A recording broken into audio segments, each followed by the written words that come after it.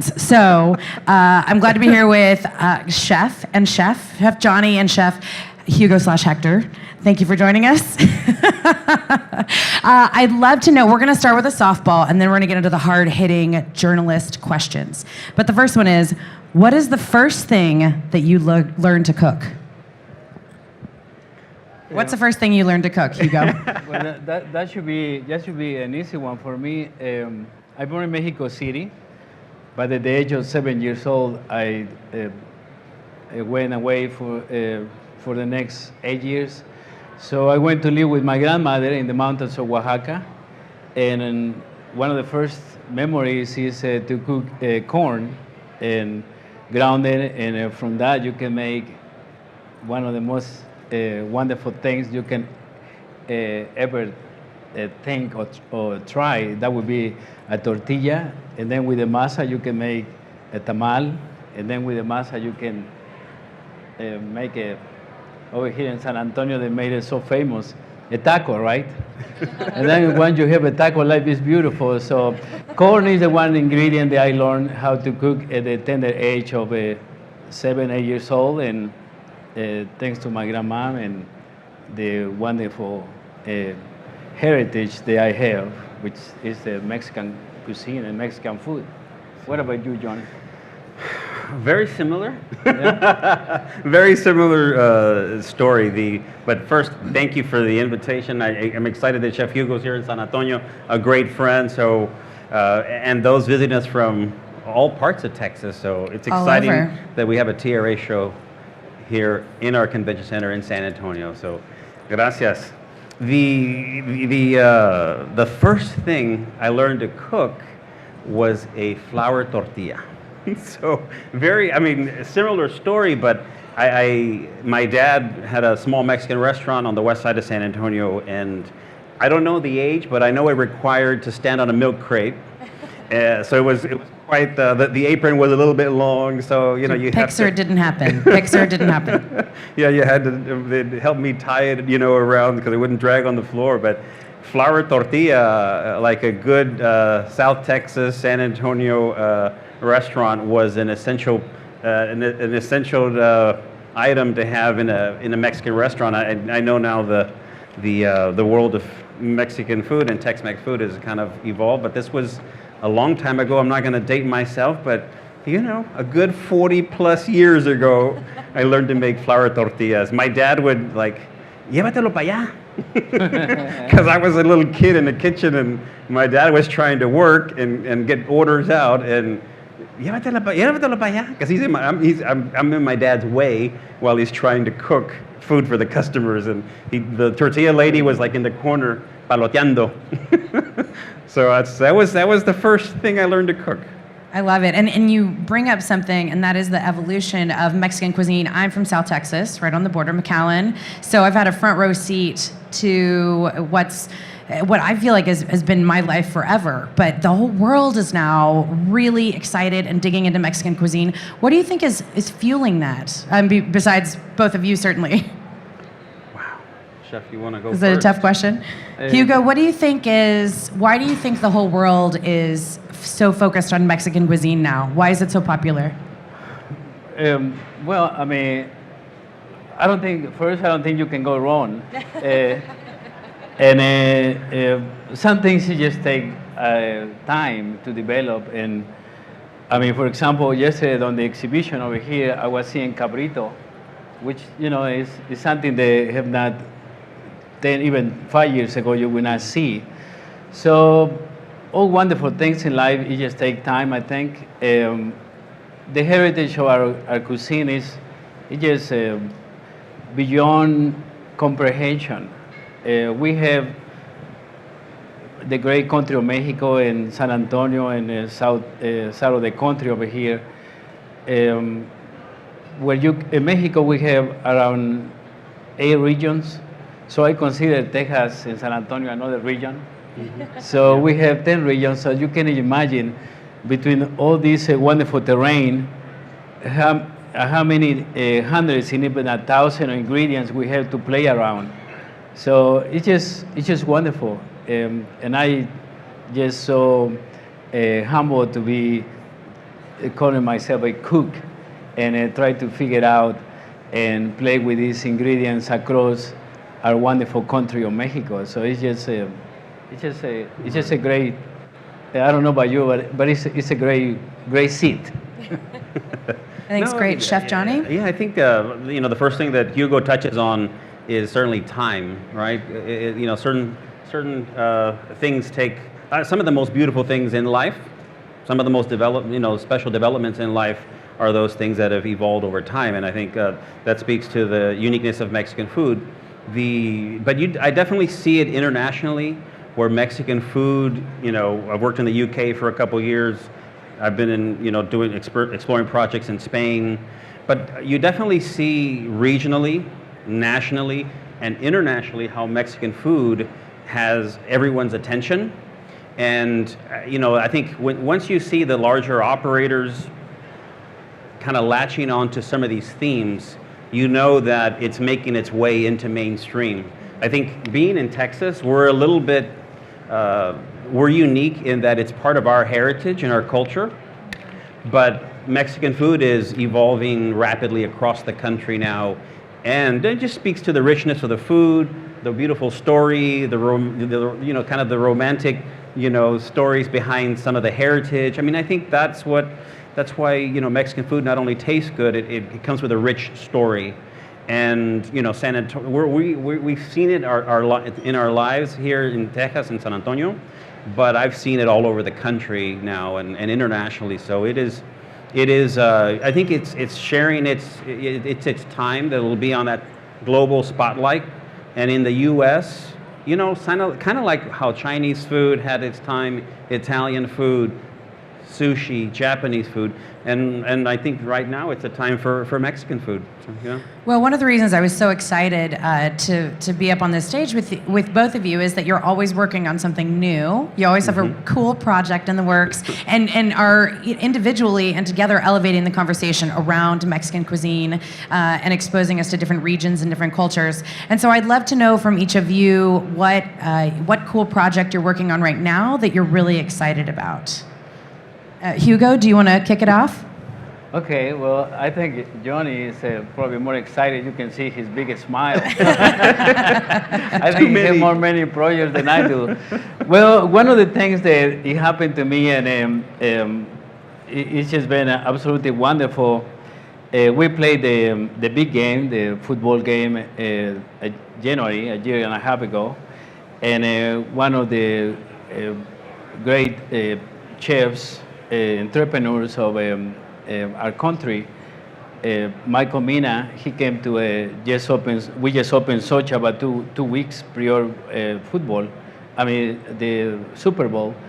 And Michael was very interested on what we're serving, so he came to the restaurant and he absolutely thought that was very unique, what we were cooking. And but let me just, for the folks who do not know Michael Mina, Michael Mina is at the very top of what we do in terms of chefs. He is an unbelievable chef. I think going back 25 years, Michael Mina was who I admired, because he was 20 years ago, he was transforming our industry. As an immigrant in San Francisco, and some of the best meals in my life have been in his restaurant. So just so you know who's reaching out to Chef Hugo, Michael Mina is like a super rock star in our world. So, I like that, rock star. So anyhow, he fell in love with the food, the culture, what we were preparing over there at Sochi, and invite me to come over and try to see if there's something that I would like to take on. And of course I say, sure. It's wonderful to bring these flavors and go to Hawaii, where we're working currently, and to bring these Mexican flavors and teach these wonderful people the little bit that I know, and they get very excited about trying what a tortilla is, and our peppers and salsas and moles, and they in paradise over there. So seafood was an incredible thing to take over and cook with that wonderful ahi tuna and big eye tuna and all the other fish that come from the Hawaii have. So it was just an incredible thing to do, and I'm very proud to represent the Mexican cuisine and the highest standards. So I thank Michael for that, and I thank you for helping me who Michael Maina is. No, yes, great, amazing chef.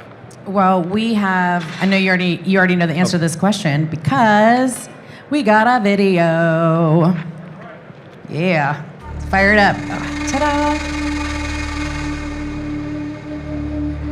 Do you want to talk during this, or you want to do it after? After.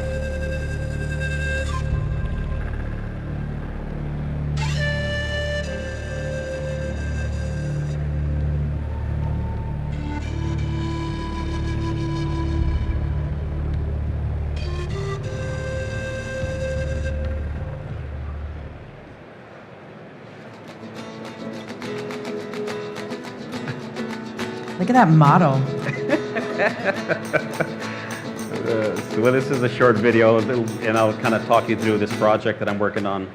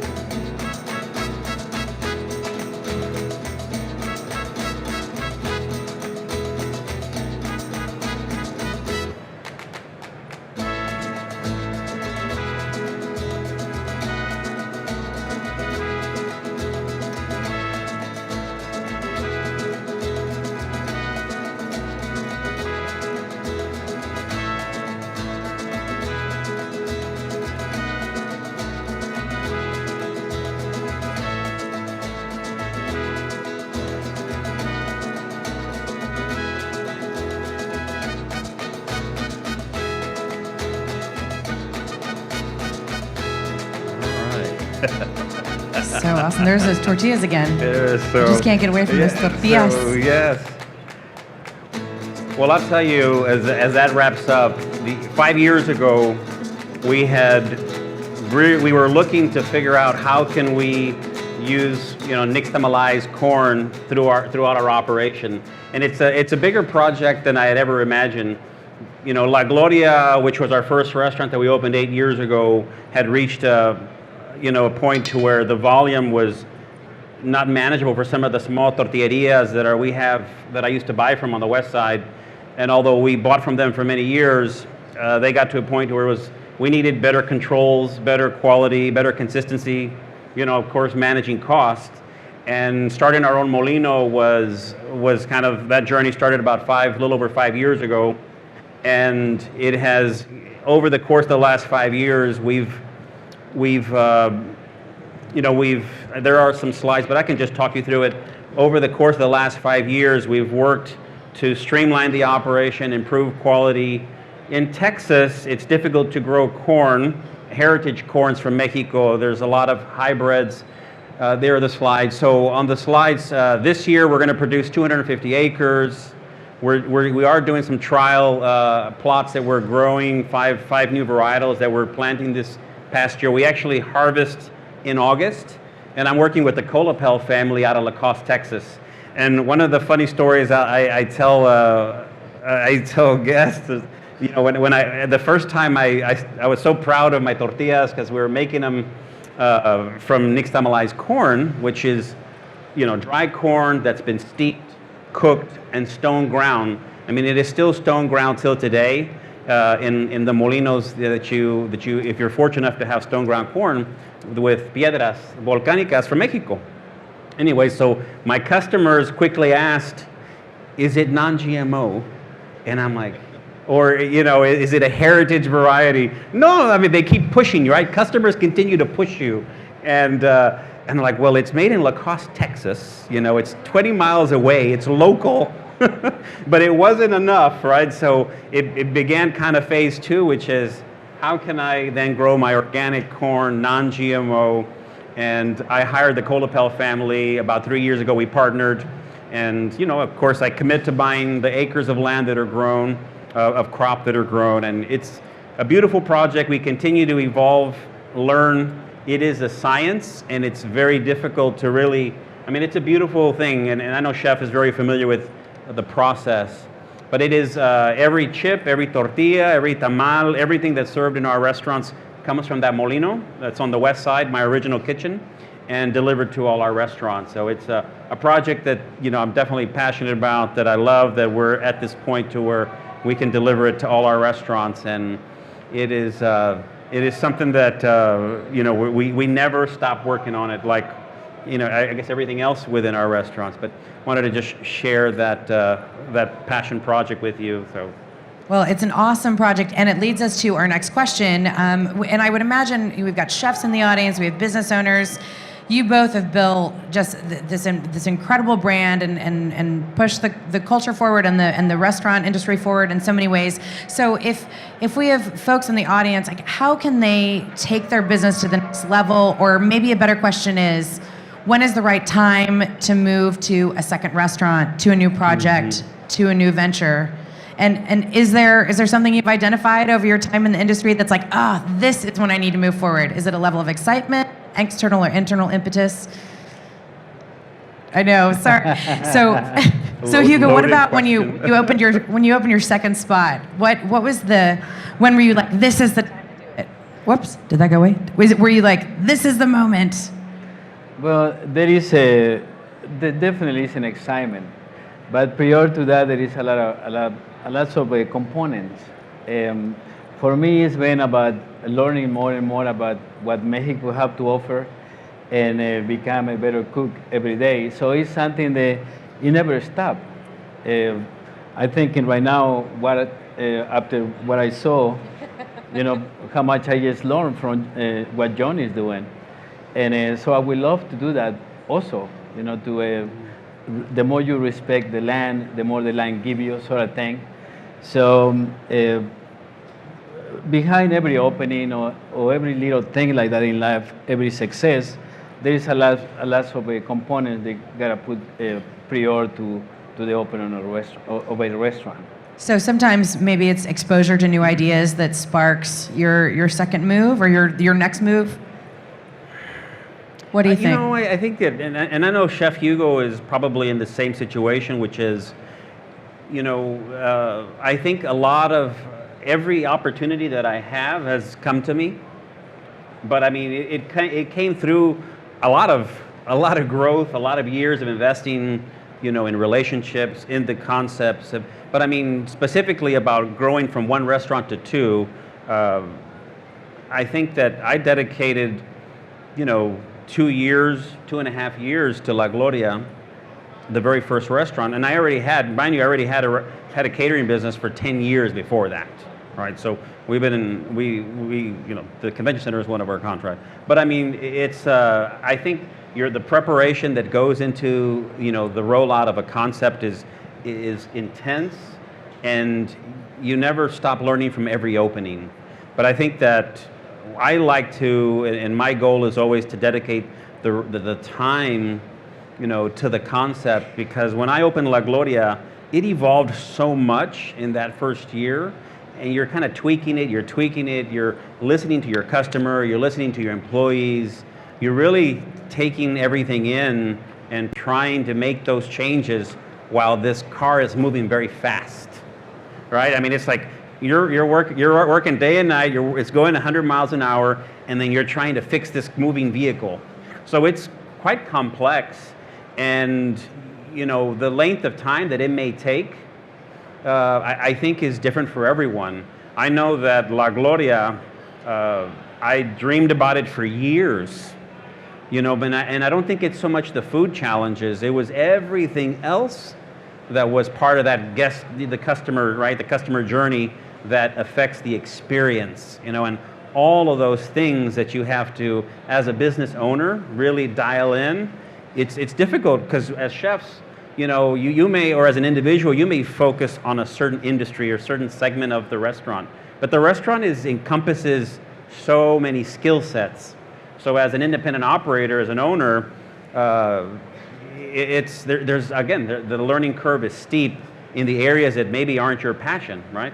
Administratively, it's not what I love to dive into. Are you right? saying you don't love paperwork? Because that's weird. Paperwork, Everyone here loves accounting, paperwork. and numbers, and so anyway, I think the answer, for me personally, is I try to really see the results it's easier for me to see the food results and kind of the guest experience, but it also needs to, at the end of the month or at the end of the year, fiscally, financially, you also have to be doing really well. So, again, it's probably a 4-hour seminar. You heard it here. You'll be back for 4 hours next year. He's going to teach everyone how to do this. So you bring up something that I think is interesting, and that is you both have so much exposure to new ideas, to resources, to cool things that people are doing in the culinary world. And I find that it seems like in this industry there can be a big divide between the folks that are working kind of in the restaurant every day as a server or somebody who's just part of the restaurant scene, but doesn't necessarily have that same level of exposure. So for you, how do you build a culture in your restaurant where you're able to share those ideas, share those resources with the folks that are there day in and day out? Well, that's something that it's like a recipe, right? You gotta work every day, but work really in our industry, at least what I do is I just very fortunately that I end up doing this for living, and what a wonderful thing it is to understand what I do. So our industry is very giving. Is probably the most giving and satisfying industry there is. They can be up there. You spread yourself to cooking, and you build this culture, and you bring along all these wonderful people. And when all these things come together, it's like a beautiful song, or it's very harmonic. So that is what ultimately the goal that you want it to be. And of course, with that, you go front of the house and back of the house. I've been very, I would say, lucky, maybe lucky, but I have more to do with the back of the house, and Tracy, my wife, she's doing the front of the house sort of thing, and we just meet once a week or as often we can, and we take it from there. So it's been a wonderful setup for me, and anyway, I cannot count into probably 9 or 10, and that's about it. So numbers are not for me. I just happy that I can cook a little bit, and that's what I feel that I'm doing well. Yeah. So I think we've I think that family culture that Chef talks about, I think is certainly something that is a big part of, I think, where it's been kind of my path of how I've established my kitchens. And as a restaurant, I know one of your questions is how do you grow? As a business owner, I've realized that I've had to add more structure to my team because of the growth, and we now have about 14 restaurants, and we're in different markets. And how do you distill, or how do you embed that culture that you once had in your when you had 2 or 3 restaurants? It becomes more and more complex. And at the end of the day, I realized that I had to begin to add structure to the leadership, and I had to, our mission, our mission statement, our vision statement. What are the pillars of the characteristics of our employees that we want to hire? So it's our mission statement, which is creating experiences that glorify the food and culture of Mexico. And we're driving towards that mission, So, I think as you grow the company, whatever the business that you're in, as you begin to grow and you lose touch with the day-to-day, what are the fundamentals that you need to teach and mentor your team with? And I'm a believer that if it's written down, it's not going to happen, right? If it's not written down in a process, it's not going to happen, because I mean, you get called to do a cooking show over there, to do a presentation over there, or and then business opportunities arise, and so and it's not something that I think it's something that I've had to learn in the last set of years, is really documenting all of these things that I want my team to embody. And I mean, and hiring the right team, having the right team, I think are essential for growth, for good growth, healthy growth, and to for them to own up to at least understand your vision and your culture, and be an extension of who we are. Our team is an extension of who we are, and hiring those individuals and mentoring them is something that we never stop doing. I mean, that is, people ask, how can you do so much and be so many things? It's really simple. I don't have a life. It's work, right? Yeah, I don't have a life. How do you do it? Well, I use different words, but work is my life. Well, hiring for cultural fit, I think, is something that we've all been talking about, especially in the past 5 years in business, and hiring for. I mean, certainly, like, this person might have the skill set, but if they are not a reflection or an extension of who you are, then they're it's very difficult to create the culture that you probably want internally. So food and restaurants and how we come together in both of those places is just a bedrock of community, which I think is what we're speaking about on the one end, like internal community in the restaurants. But then externally, I think that there's been a spotlight shown on the social responsibility that you have as chefs. So certainly your corn project, but I'd like to know individually if you have a social project you're really excited about, and for anyone in the audience, how you determine what your social responsibility is as you continue to grow. Right. Chef? I think it's very important to give back as much as you can. I mean, I came here to this wonderful country about 35 years ago, and it's a great country. That's the reason everybody want to come here. Let me just put it that way. For me, it was just shorter distance from Mexico to come to Texas. But giving back is so important. When I came, I had the great fortune to have a leader, and that's Tracy. And so at the point in my life, she asked me, would you like to go to a culinary school, to the great Houston Community College? And I say, sure. So that is where I did my culinary education. I went for about 2 years. So now I'm in the position from time to time when I invite me to do a presentation, or they invite me to cook for a social gathering, let me just say that, we charge some money, and along with that, we put a little bit more on our part, and we donate that to the culinary program of the Houston Community College. And that is an incredible thing for me to be able to do. And also, around the Houston area, I participate in different social activities, and I think by the end of the day, giving back is very important, because I have received so much from Houston and San Antonio and the whole state of Texas.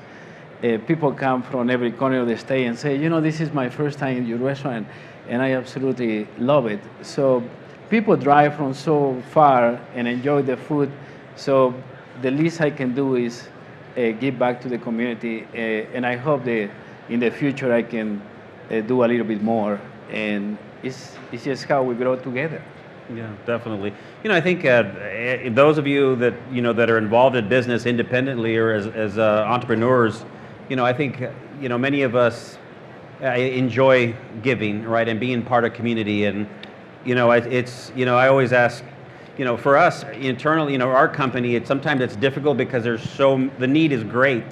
There are so many nonprofits and organizations who need help.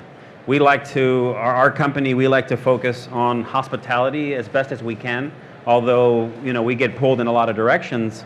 But it, as community leaders, and obviously the success that we've had, we like to give back and share. We have a family foundation that we just launched a couple years ago, and we have a big event called the Paella Challenge that some of our great sponsors are here in the audience. I know Cisco's there. They help us with all the food. But those of you from San Antonio may be familiar with the Paella Challenge. The Paella Challenge is an event that, and some of the chef instructors are here too. The Paella Challenge is an event that it's really the broader chef community. And the goal of the event is to raise money for scholarships, but it's to mentor culinary talent in the youth at the high school level. So the event goes on every year. This is our 10th year. We've raised over $500,000 over the last 10 years. I know. So, I feel like we should clap for that. Yeah, thank you. But all the entire chef community of San Antonio comes and supports that event. But again, I mean, I can't obviously encourage everyone enough that to do your part in your community and your part of in your part of the world to give back and nurture. It's part of our company. It's part of what we believe in. It's a family. And the need is extensive. So, well, and I love also that you're both giving back in a way that means that we will all have good food for a long time. Working with culinary students, thanks for that. We appreciate it. So, I want to do a quick time check. Where are we on this? We got time. We got time. All right, we're moving away from the feel-good stuff into the internet. Are you guys ready for this? I would love to know how you have integrated technology or new techniques that are related to technology, and or what tech you refuse to use. Wow. Hard pass. I'm not doing this. Technology. No. Chef. We can also do a well, pass. I can no. I mean, your faces are both like, oh, God. I can just skip that one if you don't mind. Well, I mean, technology is. I think it's one of those things. I mean, we try to embrace technology, and part of the thing that you as a business owner, I mean, you have to be very dialed into is your customer and the evolution of your customer base. I mean, our brands are very casual. We have casual brands. Chef, beautiful work, and his concepts are a little higher end, different profile of a customer. The profile of my customer is very diverse. I mean, young, high school. The other day I was in Burgerteca, and there was a team, a big table of young men, and I was like, wow, that's an interesting table. I'm like, let me go talk to them. They were a high school team from Floresville, a football players from Floresville. So we have to be very dialed into our customer profile because our concepts are kind of really broad. We attract a very broad audience. So we're always trying to capture data of the customer. I'm actually doing research right now on, instead of it being kind of the traditional, check the box off. Do you like food? Do you like service? Do you like, we're trying to make it more engaging. We're looking to move forward with an iPad system where, we try to capture data of the customer in the restaurant real time, so it downloads to our computer where we can really begin to analyze it and see patterns of behavior, not only purchasing, but feedback on service and beverages and the guest experience and the whole customer journey from the moment they arrive at your front door to the moment they leave. I mean, that's something that we have to understand because we're in different markets, different areas, different concepts. And again, those that are looking to grow the company, if you're looking to grow your company, you need to understand your customer very well. And avoid, I mean, I've been through some very expensive failures, not too many, thank God, but it's tough, right, to absorb those.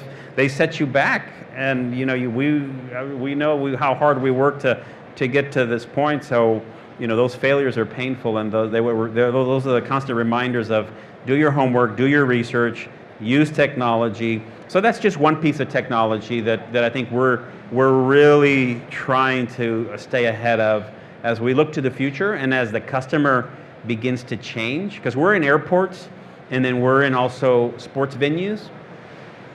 And I mean, we have to learn the customer street side, airports, sports venues, convention center. I mean, different customer, different needs. So we have to embrace technology you know. Yeah, I know. We can't just turn it off, right? That's also the 100-mile-an-hour speeding a car. Yeah. So Hugo, do you have a new technique or something that you've tried in either the restaurants, your legacy restaurants, or the new spot that has been really interesting to you? Whether it's a cooking technique or a way that you are integrating staff or just a new way to run things. I'd love to know if you've had a moment of like, oh, why haven't we been doing this the whole time? Definitely. I was talking earlier about cooking with Michael Mina in Honolulu. So we learned a lot from the system that he has. And one of the things that has been work for us is to work in a recipe. So we found that working in a recipe is more precise if you use grams instead of ounces and kilo instead of pounds. And then for something that, you know, when you work with peppers, for me it's like no problem, right? I mean, I understand peppers and I love peppers and I love the incredible flavor, the type of pepper put on the food and all that. I pretty comfortable with that. But nevertheless, when you, like Johnny was mentioning, when you bring to another level and you open another restaurant, it's very important for us to have guidelines, I can say that, and our system in place where you can travel with that and be able to perform in other places. And that definitely goes by the hand, you know, technology and understand where we're going in the next 5-10 years. You need to understand that. It's very important. And you both have talked about, you know, partnerships and how you've essentially mentioned a couple that I think are really interesting. I'd like to know for the audience, where do you find these partnerships? Where do you find people that you can trust that help move your business forward, either, you know, from a culinary perspective or from a financial perspective? Do you have a way to do that? Is there an organization? Is it just you know, meet a guy at the bar at happy hour and you're like, yeah, let's go grow some corn, man? Like, how does that, do you have a resource? Well, you know, I think that, you know, I have there is, you know, when in my business, I mean, you know, you're head down for many years, kind of your head down working, you're working your tail off, right? To really deliver food, service, quality, all those things. And I mean, I think that the most successful people that I know, those that have companies that you respect, I mean, you devote your life to a craft, you devote your life to a brand or a brand standards. And, you know, I've been blessed, the partnerships, they come, right? And I've never, you know, reached out to anybody. They come. So, I mean, I know Chef kind of has the same, you know, I know the same perspective, because he's, you know, he's so dedicated to quality and his brands, and, you know, you get the James Beard recognitions, and Michael comes calling. I mean, those are the result of the sacrifice, you know, of his, that he's put into his brands, and I think partnership. I think the advice that I have, you know, in terms of partnerships is, you know, you will get offers, and we turn down offers. I'm sure he does, and I do, and I mean, you have to obviously find the right business partners who understand your mission, right? Who understand your brand standards, who are going to be like-minded, make the same decision that you would, right? So it's, you know, growing a company, which we do rely on partnerships. You know, we're in airports or at Caesars. You know, we're working with the Spurs. I mean, right now. I mean, these are, you look for the right partnership that really, that they're aligned. Their philosophy, their business, their approach to business is aligned with what you do as an individual. And you never can compromise that. I mean, the minute you begin to compromise that is, you know, is certainly, you can lose control of what you developed and what you've built. And it's a slippery slope, because you know, I know there's chefs in the audience. Right now, there's more opportunity than there is talent. You know, there is more opportunity in our city today, in San Antonio, than there is talent or local brands for all the developments that are going on in San Antonio, and we say no a lot more than we say yes. So it's just, you have to stay true to who you are and find those partners that believe and would answer the questions the way you would for a recipe or for a standard or for a guest experience. You know, I mean, it's a very, you know, it's a very careful step in the growth of a company, the right partnerships, for sure. Yeah. And Hugo, what about you? Where do you find how have you found partners traditionally, or where do you look for partners in the industry? Tracy and I own our company together, and so we've been lucky enough that we've been. You guys, you just found your partners. That's it. Yeah, that's it. Tracy and I, right? And from that, we have grown, and we have been fortunate enough where people have asked.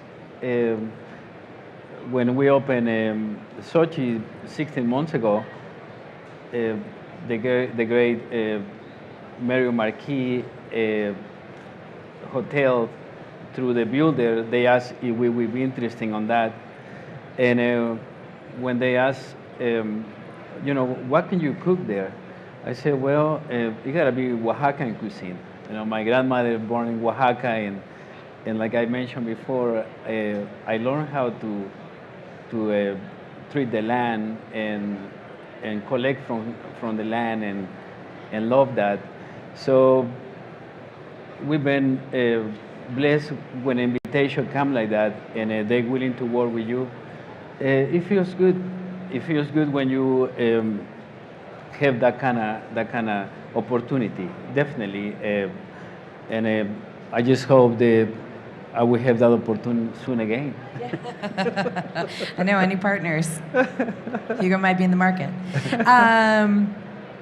You know, I think it's something that both of you have in common, and a lot of great chefs have in common, and a lot of personalities that we'd like to follow have in common, is that you're always looking around, right? So certainly your head's down early in your career, and then you look up and you think, this could be bigger. I could be bigger. I can make a bigger contribution or a bigger impact. And I think a lot of times that is what brings the partnerships to you. I mean, in addition to your sparkling personalities and your vivacious good looks, it is that folks are like, these guys are open to it. So you have to have I don't know, I think you have to be available for those as well. Well, I mean, I think, you know, there's I guess as a chef and a business owner, you know, you evolve with your business, right? And you know, one of the things that I realized, because I had my catering business for 10 years before I opened my first restaurant. 11, 12 years. So I realized that my style of management and who I was, I had to grow individually. I mean, I had to, you know, really change if I wanted to grow, and I really wanted a restaurant, but I love my catering business, and you know, the catering business is challenging in itself. But you know, I think one thing that a friend of mine told me many years ago, you know, you have to definitely change your way of managing the day-to-day, which he put it a very simple way. You know, you can work in your business or on your business, right? So and I decided I made some fundamental changes in how I managed and how I dedicated time to my business. And I changed the whole perspective.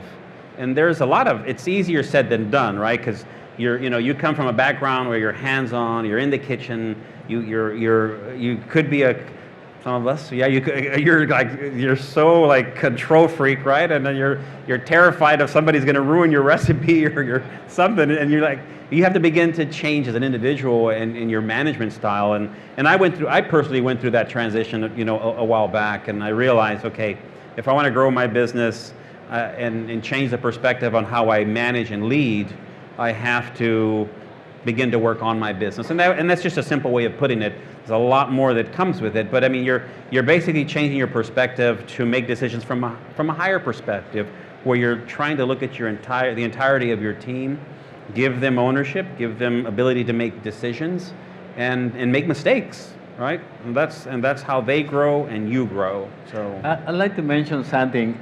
I just love Johnny so much. So he made me think for people that are not in this business, restaurateurs specifically, I gotta tell you, my friends, that this business, you have only two types of speed, slow and fast, and then you have to be aware of which one you choose. For example, he just received an invitation from the great organization of the Spurs to put, well, can I say it? Yeah. He just told me, I'm going to be your spokesperson. So he just told me when we visit early that he want to put the three concept on the stadium, right? I mean, on the what is that? AT&T Arena, yeah. So he cannot say no to that. And I said, Johnny, you say no to that, please let me know. I might be able to help you. So you can see how how incredible it is that he have the opportunity to work for one of the greatest organizations of NBA, which is the Spurs of San Antonio. So it's quite great to be a restaurateur. It comes in many different package. I guess I can say that. You guys are awesome. We have about 10 minutes for Q&A. Is that right? So you're burning questions. Mr. Jack, you want to? Sure. There we go. Here we go. So thank you, guys. Hugo, Thank you. I've got to ask this question because I know your wife is sitting right over here, and she was right up here yesterday as a panelist and did a great job on talking about women in restaurants, and she's a chef in her own right, if I understand that correctly. So, No doubt. so be really careful here. Okay. Who's the best cook? Well, I can tell you, Tracy can cook. She really can cook Creole cuisine. Uh-huh. And I have one of the most wonderful recipes. So Have the great privilege to cook these best recipes cook? with her. Who's the But she best can cook. And she can bake too. She's a There great you have baker. it, ladies and gentlemen. Hugo very tactfully said he is. All right. Sorry, Tracy. All right. Who's got questions for our panel? Questions.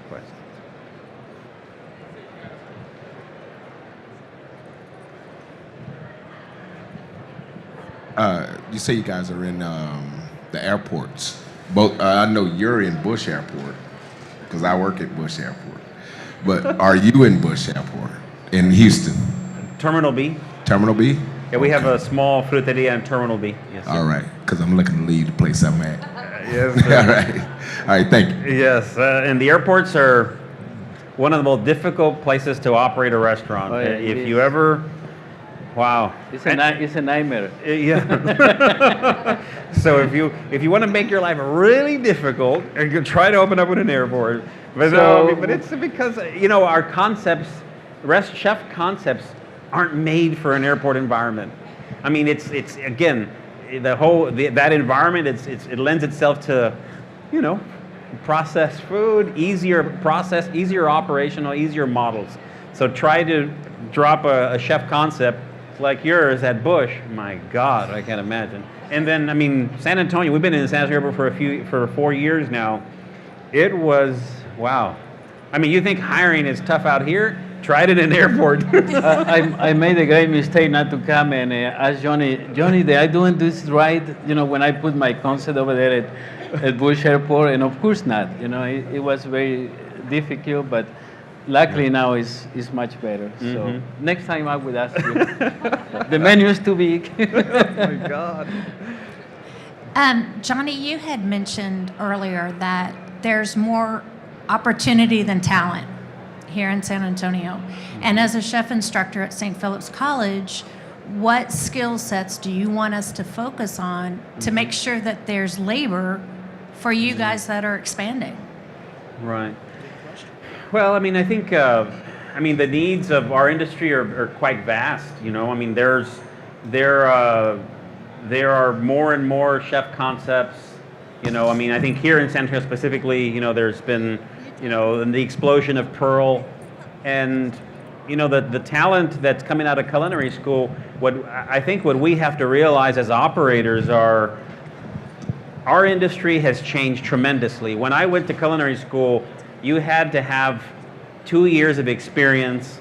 I was just talking to somebody about the CIA, and you had to do an interview. So we as operators, as much as the curriculum, I think the curriculum at St. Philip's, and I'm very familiar with it. I mean, y'all are, St. Philip's has some incredible students that graduate from that program, and there's a handful of other schools in our city. But I think the student is the workforce has changed drastically, right? But I think what culinary schools have done great over the years is have adapted to accepting younger students, less skilled students. So I mean, I think on the school side, I think y'all are doing a phenomenal job. I think the biggest gap to me is maturity. Maturity just comes with time. I mean, really honing the skill. And I think a lot of young people today are not as patient as us. They want everything fast. They want it now. They want it tomorrow. So our world is so different from, I'm just looking back and reflecting on when I went to school. And we have to be seasoned operators and know how to accept skill levels at different sets, right? Younger students, younger employees, mid-level, upper level, so, I think it's kind of on both sides where it's challenging. I could imagine teaching, the student, is changing and the curriculum adapts, and I think, the University of Houston's here, I know the CIA is here. We have some great institutions of learning in San Antonio, but the student is the one who is, that we're trying to accommodate in ways. And I think as operators, our challenge is how do you onboard that employee and work with the new workforce of today, and it's not easy. Those millennials. Speaking of which. Do you offer internships for culinary students? Chef, what is that? Internships for culinary? Oh, definitely. Yeah. Invite all your friends. Let's go to Houston.